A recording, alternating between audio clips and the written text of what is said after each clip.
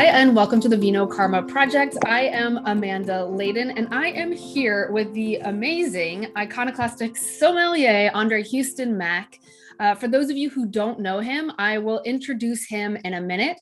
We are going to talk all things wine, the wine industry, how he got involved in it, and what needs to change in order for there to have true diversity, equity, and representation in the industry. So I hope you have a bottle of his wines with you.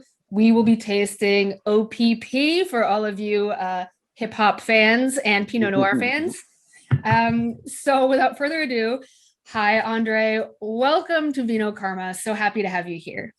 Thank you so much. I'm excited to be here. This is going to be great. All right, I'm excited. Let's do it. So of course, for those people who don't know you, and I don't know who in the wine world wouldn't, but we have people who actually tune in and watch our show and attend our events who are just people that care about world events, and also just like you and I are total winos and foodies. So for those of you, for the people who don't know who you are, firstly, at the age of 30, which I know you no longer are 30, but you were named. Correct. Not going to age you though. You were named the best young sommelier in America by Chaîne des Rôtissiers. At the time, being named that, and sorry, I should have said the first African-American to win the title. At the time, were you aware of the significance of winning that and what it meant for you in the wine industry? No, I don't know if I really know the significance of it now, right? I didn't, it was really funny because, it took me a minute to kind of register what he was saying when I was on stage. I think for me, I was just competing against myself. I just wanted to know if I actually knew any of this stuff. Right. It was like proof to me, where I felt slightly isolated in Texas. Just, Texas wasn't this great wine market that it is now back in the early 2000s. And so it was just, for me, it was something that I needed to prove to myself. It wasn't about proving anything to anybody else, or did I really kind of know the significance of it until much later. Right. From the thousands of emails that I get now from, people wanting to be mentored or, help them get into the business, those kind of things. Or just to say they're happy that I exist. I think somebody wrote me, a guy from Canada wrote me the other night, and he was like, I just want to say I'm happy that you exist in the world. And I was like, I'm happy that I exist in the world too. Thank you. That's so nice. I think the only people, or the only person I get that from is my dog.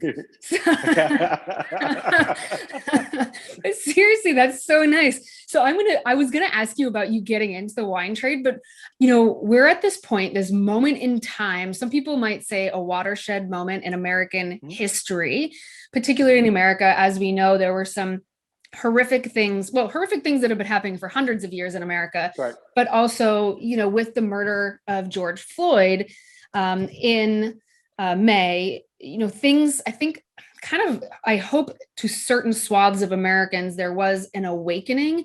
And I also saw, especially with some of my Black colleagues or Black business owners, that people started to kind of stand up and say, hey, how do we get behind these Black winemakers, these Black tastemakers, these restaurateurs, all of these people that really need our support? Did you notice anything after kind of that point? And how do you think things have changed? Yes, we did. We noticed a lot, there was an influx of people buying online and those kind of things, to speak honestly about it, I felt a certain way about it, right? Because here it was again, that I was being singled out for the color of my skin, whether it be good or bad. I think for me, it was, as a real artist, I think we want to be judged on the merit of our work. And, so it was a little struggle for me at the beginning, but, I felt to look at it, I started to look at it as, I get a chance to show people why I am great, why I do think that I'm great, and why I have made a mark on the wine industry.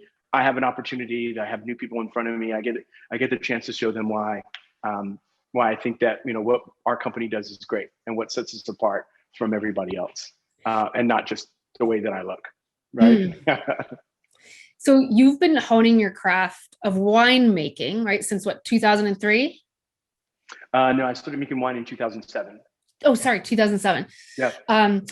As you've honed your craft, what are those things you've noticed about that uniqueness that you bring to the market with your wines? Or, as I think about winemakers, they're all kind of crazy artists, like that put their stamp onto something in the world and really hope that people are like, whoa, this is my legacy, this is my thing, and I want people to experience this in the way that you see the wine. So how has your craft changed since you put your first wines out in 2007? I think we've gotten better every single year, right? Sometimes I go back and taste some of the early ones, and I'm like, my fans were very kind to me. But I think over the years, as you start to have more vintages underneath your belt, you feel a little bit more confident. Whereas before, I didn't really have anything to go off of, like say year one or year two. And then as the weather trends started to change, that kind of threw in a screwball into the into the mix. And so I feel like, on the winemaking side, I think we've gotten, very, very confident in the style and our decisions that we make, whether they're from the growing side or the vinification side. And so, and over the years, I think I've learned to let go. I've just continued to be myself, right? I think it's easier that way. When I worked for Thomas Keller, I could be myself, but with under the guidelines of Thomas Keller. And so you had to remember things about another person's life, the owner's life, than myself. And so I think for me, it's just been a little bit, it's just easier, right? It's just you just get up and you do your thing, and I feel like I represent a subculture of wine, right? Where it's in this weird thing where we serve the best. We weren't buying the best wines or dining at some of the best restaurants all the time, but we've gotten to eat at some of the great ones. But we're the people who are custodians of serving wine. And so there's a subculture to that. And I feel like, at least for me, I'm so into it that I see the world. We had a saying, working for Thomas, you want to work to impress the people that you work side by side with. Any guest that walks through the front door is blown away. And that's kind of, really how I've, approached, everything that I've done. I think sometimes I might be a little bit ahead of my time. But, I think for me, it was just more about being casual, presenting the wines for what they are. Yeah, that's great. I know, when I started in the wine trade, it felt like it was such an elitist thing. If you weren't of a certain echelon or caliber, you hadn't tasted all the first growths, or, you hadn't been to certain places, it didn't feel very approachable. And what I love about your wines, not only the homage to some of the hip hop, but what I love about your wines is the approachability and just people recognize them because you've been so thoughtful in your approach to how you brand. Can you share with us a little bit more about your inspiration behind the brand you're bringing to the market? How you get your inspiration? Got it. It's not magical or anything like that. I hate to deflate anyone's bubble about it. When I grew up as a kid, supermarkets hadn't really discovered branding on their own.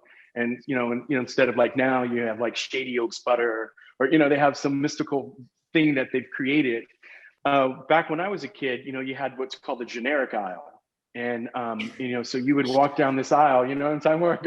Yeah. You would go down this aisle and everything was packaged in white, right? So like you would, my mom, when we do big shops, we would go to the grocery store, we would go down every single aisle. And so like you go down an aisle and it's like all of these colors and things everywhere, kind of like a mosaic. And then you would turn the corner and hit the generic aisle and it's like, whoop. And, it was so bright and so stark. Everything was packaged white in white packaging. And like with Helvetica font, it was black, so it'd say, you'd have cans of beer and it would just be white cans. And on the front, it would just say beer, or it would say potato chips. And there was just something about that, I always remember that. And I always just thought the juxtaposition was like just interesting and to me and style wise. And so, when I came up with the whole idea, it was just like, hey, the original name of the company was called Mouton Noir, which translates to black sheep. And figuratively, there wasn't a lot of people who looked like me that did what I did. So like, looking on the outside, looking on the surface, you're like, oh, okay, this is, I get that part. But also I just did things differently than people in the wine business, especially people at that level. The way I talked about wine, how I presented wine, how I explained wine, those things were very different. The staff was always like, so where are you from? You know what I mean? They're but they got it. They loved it. They understood, the delivery and how I did those things. And, and that's always what Mouton Noir has been about, right? Being a black sheep, we've all felt out of place. We've all felt like outcasts. But ultimately, we should embrace what makes us different, our quirks and all of those things, even some of our insecurities, because that's what makes us, different. That's what makes us stand out. There's that quote where they say, they all laugh at me because I'm different, and I laugh at them because they're all the same. and so that, so my thing is embrace what makes you different to help you propel you to success. And it's designed to look like nothing really went into the labeling, right? It's like, you know what I mean? It was like, some people might have thought we tried hard, but it really wasn't. It just seemed very clean. And this is it. It's supposed to look like my kid designed it, right? The whole idea that it has this playfulness to it. Who knew that, at a very young age, you'd get inspiration to create this powerful brand just by walking up and down?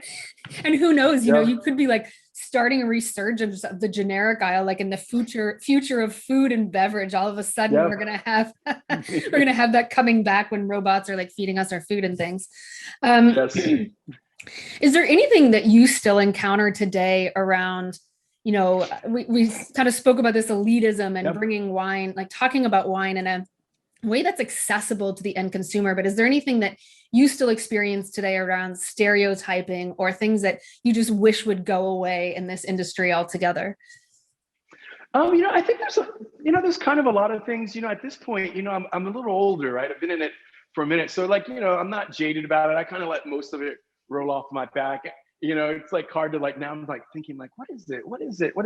There's always, I feel like it's always going to be cliquish. It's always going to have some pretense to it just because of, you can only, you get one chance once a year to make it, so, it is elitist in that way. There's not a lot of it made compared to, it's not man-made, so I think you can see that. And, and what I've seen now is, there's different things that kind of branch off. So you look at something like, the natural wine thing is to me is just another form of elitism in a way.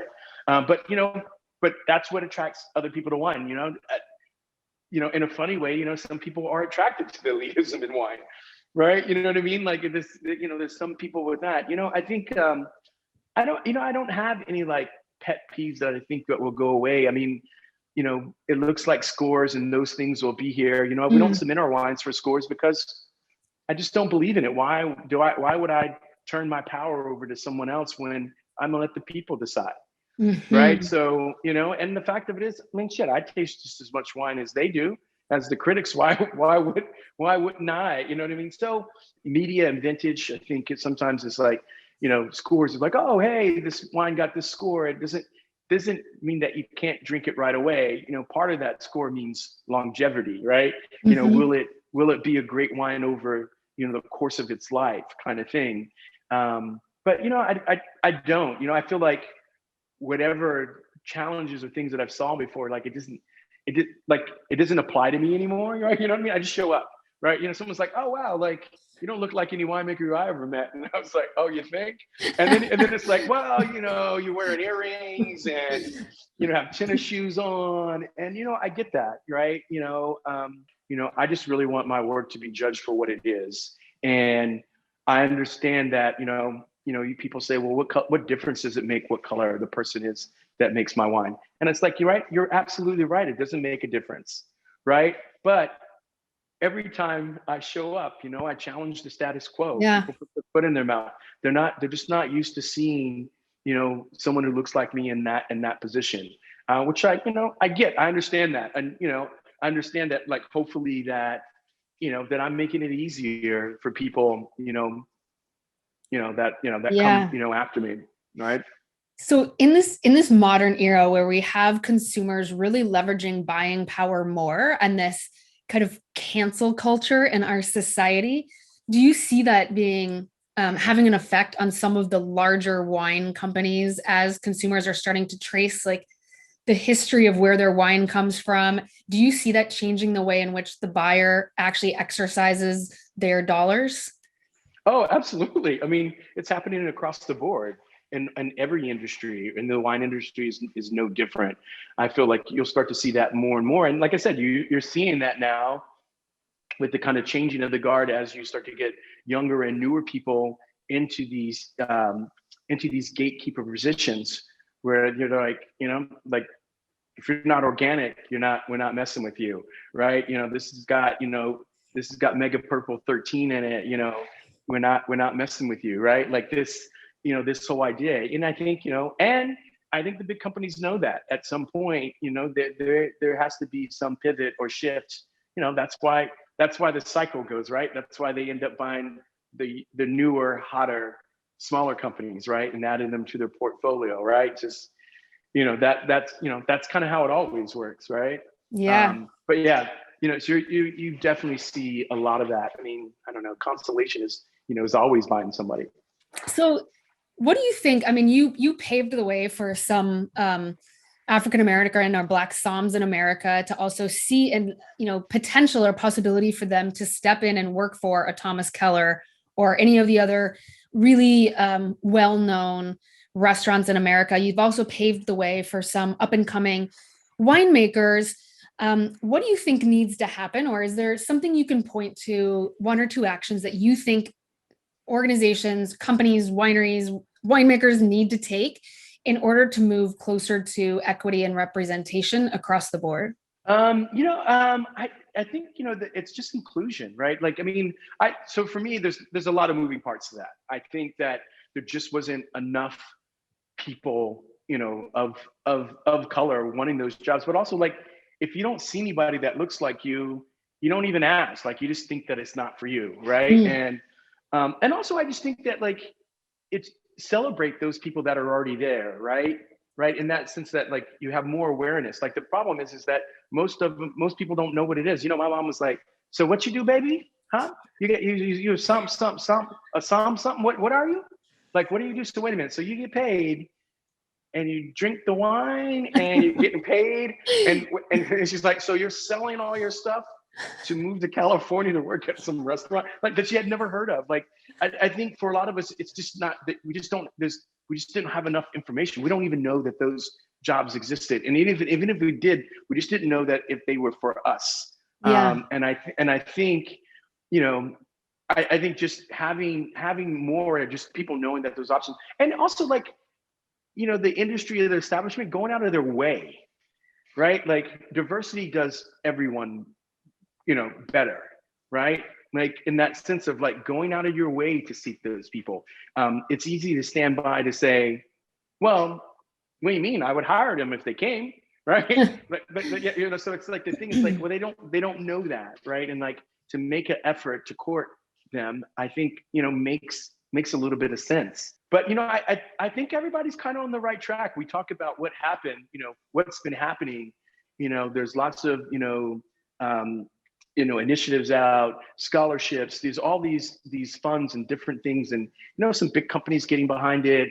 Wine Spectator just donated a big lump of money to the Roots Foundation, and I just it's a really great thing to see, and I think it gives hope to a lot of the people who want to break in the industry, and even for those people who don't know that they even want to be in the industry.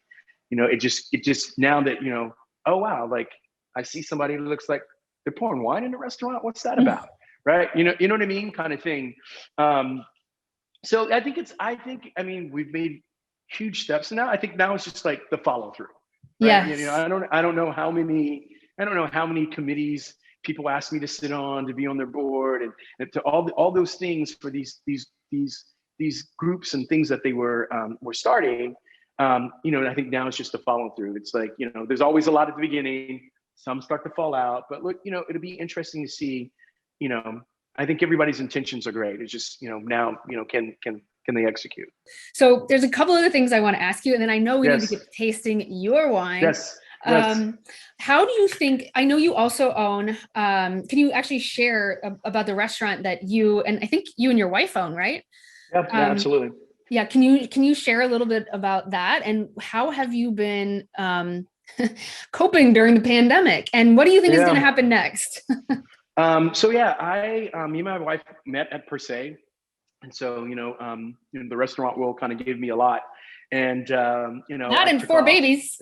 yeah, right. And so we were just like, I always kind of wanted to be a part of the New York City restaurant scene. And that was always a thing, that I talked about.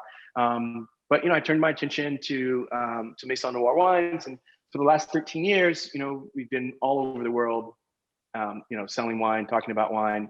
And I think summer of 2016, we moved to Lyon in France for the summer. And, I was just the food culture there, I just really kind of fell back in love with it. And when we moved back to New York, our neighborhood here in Brooklyn is changing. And I was talking to my wife, it's like, how do we contribute to this changing narrative in our neighborhood? How to, and this is what we know how to do. These are our skills, right? And what better way to get to know your neighbors in your neighborhood than to feed them? So I was like, hey, you know what? I want to open a little wine bar.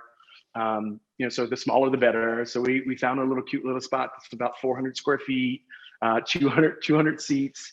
And the idea was, for me, was just like kind of this, celebration of American food heritage, right? Like, and not that I'm on like this nationalist kick, it's more like when you go to Italy, and you go to an Italian restaurant, there's no wines from France on that list, right? There's no food from any other place. And that's what I thought was interesting. And if you ask them, they make the best of whatever they're giving you. No, Italy makes the best, right? You know what I mean? Or this guy from Spain says, no, Spain is the best. Are you crazy? So, we don't really have that in food, so to speak.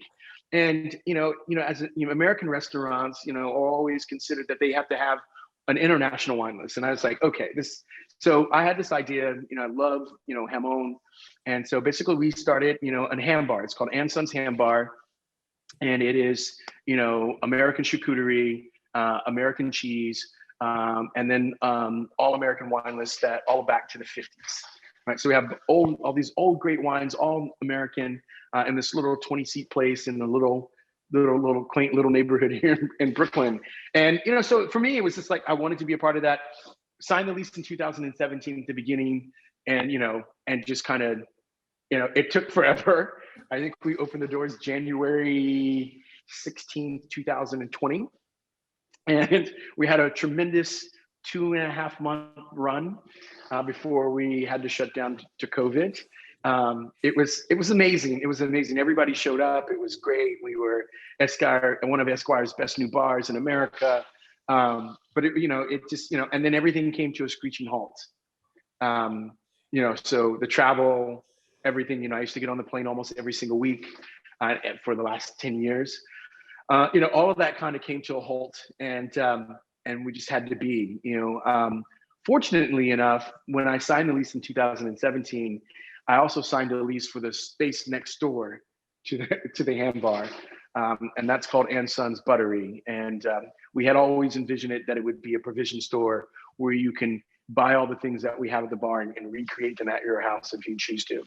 And so COVID happened, and which I feel like was a good thing for us in that business, because we just fast tracked the Buttery, and we ended up opening that right around April, and then probably around in September we opened it to the public slowly and surely. And so that all that kind of happened, and then I kind of been bored a little bit, and me and my wife bought a wine shop, pre-existing wine shop back in April of 2019, so before COVID. So on the same street we have a wine shop. I'm currently in our bakery space that should open sometime in the spring. So this will just be our little bread bakery here. We just kind of keep busy, so and keep things moving. So cool. And I love your level of boredom because other people, when they're bored, they like knit or something. You're like, I'm going to open up a bakery. I'm going to have this wine shop. Yep. Like, that's also probably why you have 4 kids. I don't Yes. know. No, totally. So, Anything else people need to be aware of? Like, what's next? Anything else coming out of that amazing brain and creativity of yours? you know, I've always tried to keep some fun projects creatively around. In 2014, I did the world's first culinary coloring book / activity book called Small Time Cooks. 2019, I had a book come out called 99 Bottles, A Black Sheep's Guide to I saw Wines. number 4. Yeah. I saw number 4, which is one of my favorites as well, which is sherry. Yeah. So, yeah, we try to create creative. You know, I created a couple of like little wine video games for your phone. You know, we just try to keep it fresh. You know, I'm doing some TV, so, you know, working on a couple of shows, and you know, just trying to keep it fun and entertaining and interesting. Is sleep on your horizon for 2021 or? But yeah, so I'm getting a little sleep. It's not, you know, it's like I think now it's like I'm you know, I got a little bit more people on my team, so I feel like we can get a lot more accomplished. So, but yeah, it's been fun to kind of create and to see opportunity. And you know, I mean, I was watching this thing on TV where the guy says, you know, during the pandemic, there's been more bread making than baby making, and I was like, I probably should open a bakery. and you know, that's, you know, I bought the ovens. I think I probably had one too many glasses of wine, and I bought the ovens one night. We didn't even have a place to put anything yet. But yeah, it's been fun to still be able to create, and I think that keeps it fresh. That's incredible. Well, yeah. I can't wait till the world opens up and I can come and visit you at your space out there and try all the wares. Yeah, I can't. I mean, my husband's family is from the New York, New Jersey area, so we go there frequently. Okay. So I can't wait. Before we taste your wine, is there anybody you're watching right now, like an up and coming winemaker, distiller, brewer, chef? Anybody that we should be watching that should be on our radars? Obviously not giving the secret away too much that we don't want everybody buying out their wines or their, but anybody we should be supporting. Yeah, I mean, there's tons of great people out there. Like, I think, and it's so funny because on my radar, they've been on there for a long time, right? You know what I mean? But there's lots of like great stuff. And, you know, I think it's like wine-wise, I mean, there's so many different people. I'm a really big fan of the wines called Habit Wines. My friend Jeff Fisher has been making some really great wines. Just so happens to be one of the characters on American Dad. He's the voice of one of the characters on American Dad. So he's making some really great wines out of Santa Barbara. I mean, there's Raj Par, you know, lots of people in the wine business know him. Chef wise, man, you know, I haven't really been eating out anywhere. You know what I mean? And so, and it's kind of one of those interesting things too. Now, I'm interested to see where you know, where restaurants go from here, right? Like the fact that now that everybody, like now it seems like in order to be a restaurateur, you also have to have a product too, right? So you see someone like David Chang making, you know, sauces, and, you know, everybody, you know, one of our, you know, my favorite thing right now is this chili crisp that Connie Chang is making called Milu. You know, she has a restaurant that opened up in the pandemic on Broadway, on Park Avenue, and you know, and then you know, she makes, you know, she's got like a, you know, hoisin sauce and a chili crisp, and you know, it's just interesting, like all these things that people are coming out with, and you know, and the shift and the pivot, you know, does owning a wine shop and owning some type of provision or grocery store now become part of the repertoire of a restaurateur, right? You know, does a hotel become part of that, right? Or some type of, you know, Airbnb thing come along with that. So I'm super excited about that. You know, always, you know, I don't know if you got anybody know, I love Liz Lambert.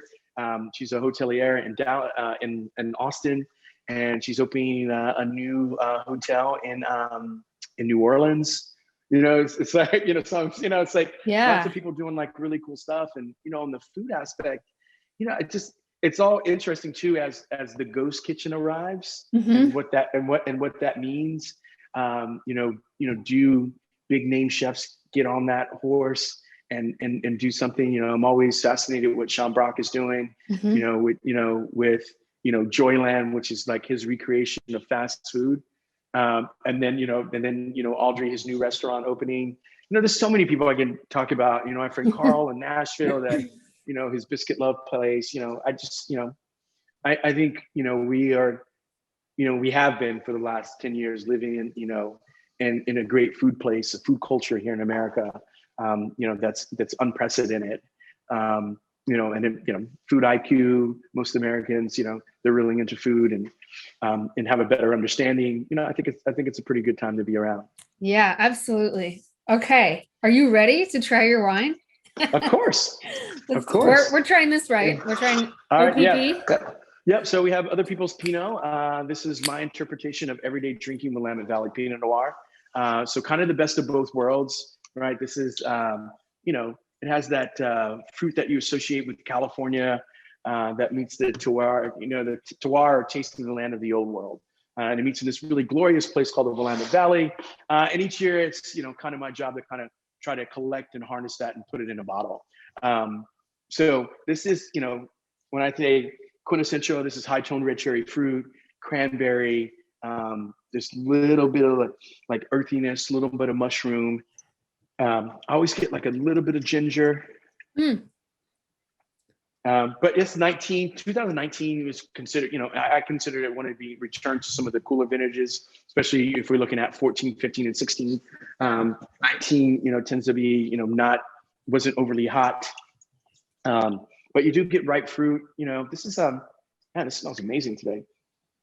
Pinot Noir is one of my favorite grape varieties still to this day. Trying a Pinot Noir was one of the reasons why I actually got into the wine trade. You know how you talk about, well, yours is the 99 bottles, but like you talk about, there's this 1 or 2 bottles of wine that you can't get out of your memory. And Pinot, mine was in Nuit Saint-Georges, but it was it was actually, I tried it at 30,000 feet because I was on a plane. But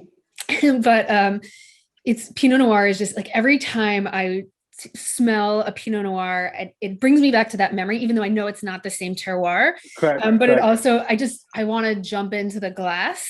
And I love, as you're explaining it, like I can smell, I like wish people at home, well, actually people at home, you should just go out and get this wine. But try the wine and like rewind as Andre's talking about it and smell everything that you're smelling and tasting, because I absolutely love it. Yeah, it's just, it's just got like this lovely perfume to it. And what I really love about Pinot Noir too is that, that it evolves, right? I like to call it this thinking man's grape. It evolves. It's not just one dimensional. So, you can, every time you come back to the glass, over the time that it's in the, in your glass or in the bottle, it changes. Like you pick up on something different, right? So, I feel like there's a little bit of white flower, there's a little bit of floral component to it. On the palate, there's, a little bit of minerality, but like also it's really got great acidity, right? So you accentuate acid on the sides of your tongue. So if they start to tingle, that means the wine, has some acid to it. What, of the provisions you have, what meat would you pair with it, and or what dish would you eat with this right now?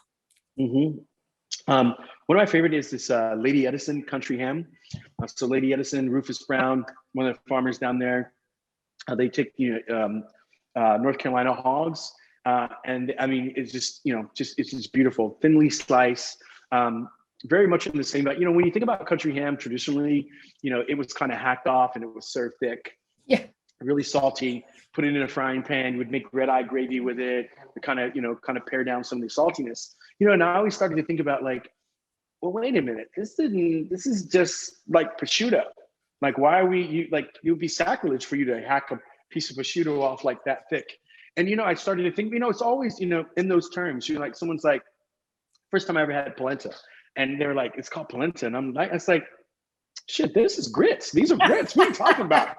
Right? You know what I mean? So, and it's always interesting. It was always when it was from somewhere else, it was fancier, it was held in high esteem.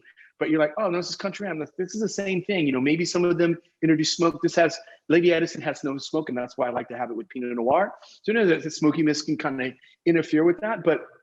And then the idea was like, no, I'm going to take country ham and I'm going to slice it and take care of it as one would do Pata Negra, you know, Iberico, Serrano, you know, prosciutto San Daniele, all of those things. And so you really start to see that. And so that's one of my favorite ones right now, is Lady Edison. So it's kind of got like this funk to it as well, you know, kind of like mushroomy. It doesn't have the sweet smell of smoke. But that's one of my favorite things to pair with it right now. Dish wise, actually, we actually used this particular ham in that dish. We had this persimmon dish that we did. So it was basically a few persimmons. It was burrata cheese, mint, a little olive oil, and cracked black pepper, and then with a little bit of country ham on it. You're talking my love language here. Yeah. We call it our, you know, that's our ham. You know, it's our ham and fruit plate that we did, and you know, so that was really great. So that's what dish I would pair it with. Amazing. Thank you so much. I feel like this is such a treat to speak to you and such a treat to hear your perspective. And it's so inspirational, I think, for, you know, those of us who love this industry so much, those of us who want to pick out an amazing bottle of wine, those of us who want to like start jumping further into like pairing of food and wine, and you make it so approachable and accessible. And for that, we thank you. Is there anything else I haven't asked you, or any tips you would give to anybody coming into the trade that you want to share today? Or just anything in general, that like dropping a knowledge bomb. I also feel like I should have said this before. I really think that we should play Naughty by Nature every time we're drinking this wine. Hip hop and R&B and wine are like my favorite things. So that mixed with like cheese and ham. Yeah, it's the best. It's totally the best. Yeah. We used to have a restaurant that I didn't think that they knew who I was. And so I would come in, I went in like 3 times before I realized that like, either they're having the same playlist on or they're fucking with me. So they would turn up, you know, and it was the latter, right? They were like, oh no, we were like trying to send you a message that we knew you were here by playing the music. And so I thought that was pretty funny. I think for I was thinking too, like for people who are too young to know what this song is and what this song means. I don't know, kids, you may not want to be Googling what Naughty by Nature. It's great. Yeah, you know, they become friends. You know, I've met with them. We sponsored their 25th anniversary party, and so that was pretty cool. That's awesome. You know, I think my nugget for most people is that you want to get in this industry. I think the best thing to do is to roll up your sleeves and dive right in. Nothing's more attractive than free, and so you know, I think for me, you know, I had more time than I had money. And the fact that like anything that I wanted to do, I would just offer to help. You know, so whether that, you know, I remember I didn't have any fine dining experience in a fine dining restaurant in my town. You know, I basically said, I have one day off, I have a Tuesday off. I would come and wash the dishes. I would come and take out the trash, just being a part of the culture, getting a peek in the inside to understand whether or not you like it or not. You know, and I have to say that most people in this industry, you know, they're pretty inviting, right? Like they love to talk about what they do, you know, they love to share with you their passions, and, you know, you can really pick up on their enthusiasm. So the idea of like someone saying, hey, you know, can I just come count inventory with you one day? Like that gives you an inside track on whether you want it. And you know, I think sometimes people look too far ahead and say, well, you know, I'm stuck here in, you know, Missouri, and I don't think, you know, I don't want to really move to California. I'm not sure. Every state has a winery that produces wine. Go work there. Go work there for free. Go work a harvest, right? Like roll your sleeves up and get in. That's the only way you're going to do it. It's not about, you know, all of those things will pay off in the end. Go and get some experience. Like most wineries pretty much work in the same way. Be familiar with more of the equipment, right? Those kind of things, you know, it's that approach. Like it's like, well, when are we, you're not going to start tasting wine, right? Like, you know what I mean? Like you have to learn all these other things first. And so my thing is with anybody who really wants to be in the business, hop in there. And when I was in the business, like when I first started, you know, I called, you know, all the top restaurants in America and asked me, you know, I asked them, could they email me their wine list? Some of them, they're like, email you. Somebody faxed their wine list over to me in 2000. So this is like 2001. Right? Like the amount of information that's available to people is incredible. The amount of these kind of talks, even, you know, there's a huge spike during COVID, right? There's all of these things that allow you to, you know, to increase your knowledge base. You can reach out to anybody, you can touch anybody through social media. Now, whether they respond to you, it's not, you know, that's the other thing, but that opportunity, you know, is there. You know, and I think, you know, you stop taking shit for granted and realize that this is not your practice life.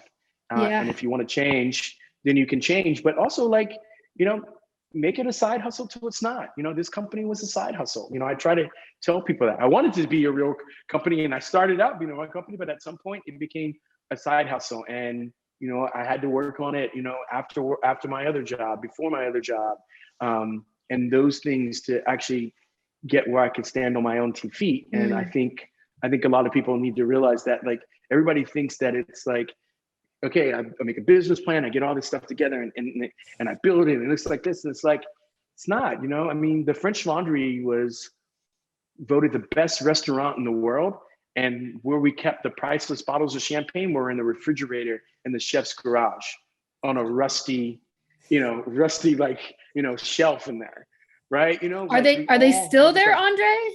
No, I'm just kidding. No, they note to self. They did a $10 million renovation. So they got a new kitchen. So I think everything is new and pristine. But, like, you know, I say that for people is that everybody thinks that they need to get this. All right, if I only had this or I had that, start. You know, just start. You know, You know, someone's like, you know, I really want to do this. Have you written a business plan? No.